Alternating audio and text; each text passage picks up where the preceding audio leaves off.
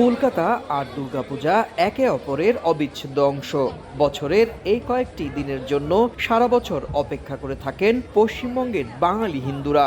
সেই মাহেন্দ্রক্ষণকে এক মুহূর্ত মিস করতে চান না কেউ। তাই রোদ ঝলমলে গরম উপেক্ষা করেই পরিবার পরিজন নিয়ে লম্বা লাইনে দাঁড়িয়ে প্রতিমা দর্শনে ব্যস্ত মানুষজন।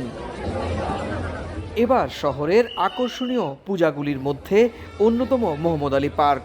চলতি বছর তাদের থিম সমুদ্র শক্তি। মণ্ডপে ঢুকলেই মনে হবে গভীর সমুদ্রের তলদেশে চলে এসেছেন দর্শনার্থীরা। আবার দক্ষিণ কলকাতার একডালিয়া এভারগ্রিন মণ্ডপ সেজেছে দক্ষিণ ভারতের শিব মন্দিরের আদলে। পুরো মন্দিরই যেন কলকাতার বুকে এনে বসানো হয়েছে। গড়িয়াহাটের ফাল্গুনী সংঘ কিংবা বালিগঞ্জ কালচারাল সমিতির পূজার থিমের বৈচিত্র্য দেখার জন্য ভিড় জমিয়েছেন লাখো মানুষ। তবুও উত্তর কলকাতার মণ্ডপে ভিড় একটু বেশি নাকি দক্ষিণ কলকাতার, তা নিয়ে শহরের এক চিরচেনা বিতর্ক থেকেই যায়।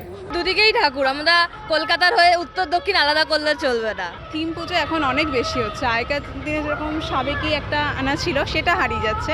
অনেক দুঃখ কষ্টের মধ্যে মানুষ শুধু মনে হয় এই আনন্দটুকু পাওয়ার জন্যই সারা বছর অপেক্ষা করে, এবং বাঙালি হিসাবে তো গর্বিতই এই উৎসবের জন্য।